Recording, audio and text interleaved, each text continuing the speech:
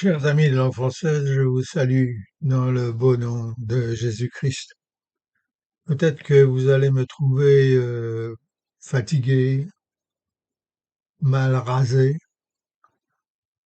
c'est terrible ça, débraillé, mais c'est tout simplement parce que je vais d'un hôpital à un autre, et évidemment pour aider aussi la famille de ma fille Léonie, qui a attrapé un cancer de la poitrine. Donc ma femme et moi, nous sommes très occupés à cause de cela, et évidemment. Nous remettons tout cela dans les mains du Seigneur, lui demandant de donner à notre fille Léonie et aussi à sa belle-mère, qui elle a un cancer de la peau, de leur donner du courage et de leur montrer combien il les aime. Enfin voilà, nous retournons donc à notre passage biblique de la dernière fois, si vous vous en souvenez. Et voici ce qu'il dit. Moi, je repens et je châtie tous ceux que j'aime. C'est dans Apocalypse, chapitre 3, versets 20 à 22. Et donc du zèle, et repens-toi. Voici, je me tiens à la porte et je frappe. Si quelqu'un entend ma voix et ouvre la porte, j'entrerai chez lui. Je souperai avec lui, et lui avec moi. Celui qui vaincra, je le ferai asseoir avec moi sur mon trône. Comme moi j'ai vaincu et me suis assis avec mon Père sur son trône. Que celui qui a des oreilles pour entende ce que l'Esprit dit aux églises. Vous souvenez-vous ce dont j'ai prêché la dernière fois? L'âme de l'homme ne peut jamais être en sécurité. Tant que Christ n'a pas reçu et devenu le maître dans son cœur, jusqu'à ce que Christ prenne mon cœur complètement et devienne mon maître, ma vie ne peut être semblable à celle de mon Sauveur. La question en ce jour est donc la suivante. Comment puis-je établir Christ dans ma vie? Comment Christ peut-il devenir le maître de mon cœur, afin que je puisse lui ressembler dans tout ce que je fais ou je pense? Mes amis, le secret réside dans le texte que nous venons de partager ensemble dans le livre de l'Apocalypse, chapitre 3, verset 20. Voici, je me tiens à la porte et je frappe. Si quelqu'un entend ma voix et ouvre sa porte, j'entrerai chez lui et je souperai avec lui et lui avec moi. Alors, premièrement, notons que ces paroles sont pour quiconque. Si quelqu'un, dit le Seigneur, la bénédiction n'est pas réservée à certaines personnes, mais à tous. C'est pourquoi notre Seigneur dira aussi, Dieu a tant aimé le monde qu'il a donné son Fils unique, afin que quiconque croit en lui ne périsse pas, mais qu'il ait la vie éternelle. Jean chapitre 3, verset 16. Maintenant, le chemin vers cette bénédiction est marqué par deux conditions simples. La première condition est si quelqu'un entend ma voix. Le Seigneur nous dit, si tu veux que je vienne vivre dans ton cœur, tu dois d'abord prêter attention à ma voix. C'est étrange, n'est-ce pas, à quel point nous trouvons difficile d'écouter notre Seigneur lorsqu'il nous parle. Il n'est pas facile de savoir pourquoi, mais je vais vous suggérer peut-être deux raisons. La première raison est que nous ne l'entendons pas, parce qu'il nous a appelés si souvent. Beaucoup d'entre nous sommes venus à l'armée du salut ou à une autre église depuis notre naissance. Au début, nos parents nous y amenaient. Puis plus tard, nous avons été obligés d'y aller. Et puis, au fur et à mesure que la vie avançait, nous sommes allés à notre poste ou notre église, par routine, et sommes devenus membres de notre congrégation. Nous avons entendu la parole de Dieu dimanche après dimanche, écouté soigneusement les vérités simples que l'on enseignait. Alors on a pensé, ouais, ces paroles étaient très belles et très vraies. Et quelqu'un a dû être touché par ces sages paroles. Elles ont dû être une vraie bénédiction pour quelqu'un ici. Et cependant, mon frère, ma sœur, tout le temps, c'était à vous que le Seigneur adressait ces paroles. Si quelqu'un entend ma voix, mais vous avez entendu sa voix, sans l'entendre. Vous savez, il y a des gens qui assistent à des réunions religieuses année après année. Ils connaissent la vérité aussi bien que le prédicateur.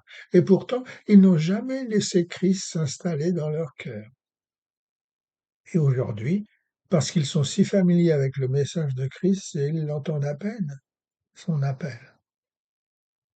Lorsque j'étais enfant, je vivais dans une immense maison au sud de Paris. À cette époque, tout était calme et paisible dans le petit village de Boissy-Saint-Léger, où se trouvait ma maison. Mais au fil des années, Paris avait besoin d'agrandir l'aéroport d'Orly, celui-ci à 15 kilomètres de mon village. Beaucoup d'avions commencèrent à passer au-dessus de nos têtes toutes les 2 minutes, de 5 heures du matin à minuit. Leurs allées, venues, allées étaient incessants. Au début, nous pouvions tout simplement pas dormir correctement la nuit. Et pendant la journée, nous ne pouvions que regarder vers le ciel et admirer ces avions, de plus en plus gros, de plus en plus bruyants au fil des années. Mais ce qui est drôle, c'est que notre cerveau s'est habitué au bruit et nous avons rapidement cessé de les entendre, même si ces avions volaient toujours au-dessus de nos têtes. Oserais-je partager avec vous l'impression que je produisais sur ma femme lorsqu'il y a au moins 30 ans de cela? Je lui disais constamment que je l'aimais.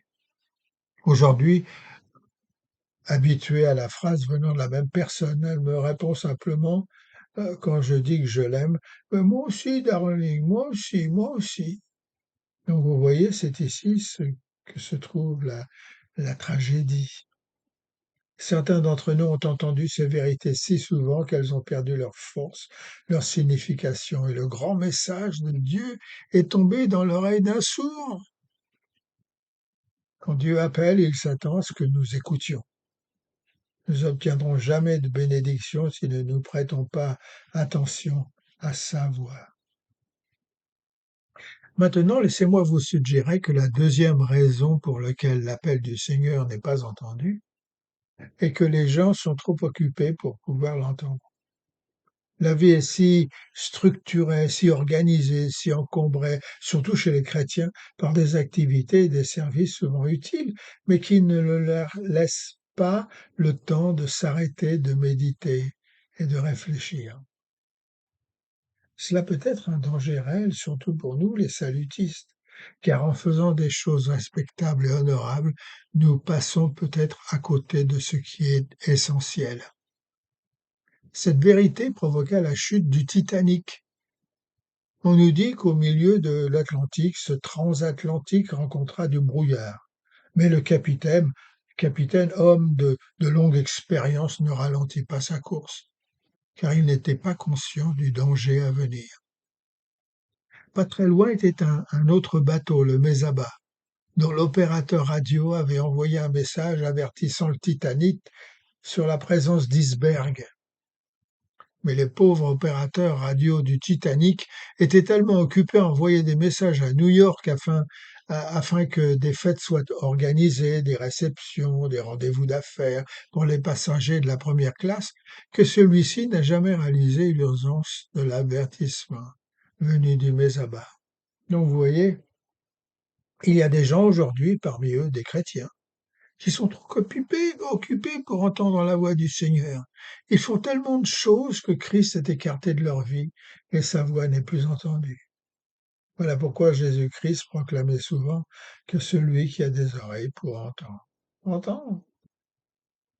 comme, comme s'il savait bien qu'il est facile pour nous de manquer à l'appel de sa voix. Donc, pour introduire Christ dans nos vies, la première condition est d'écouter sa voix.